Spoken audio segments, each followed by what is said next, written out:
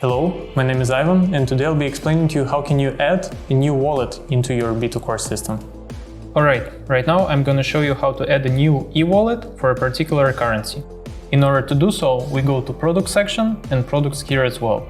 We click on Create, choose eWallet. In the platform group, we choose eWallet. In the currency, we choose the currency that we want to add. For the name, we type in eWallet USDC.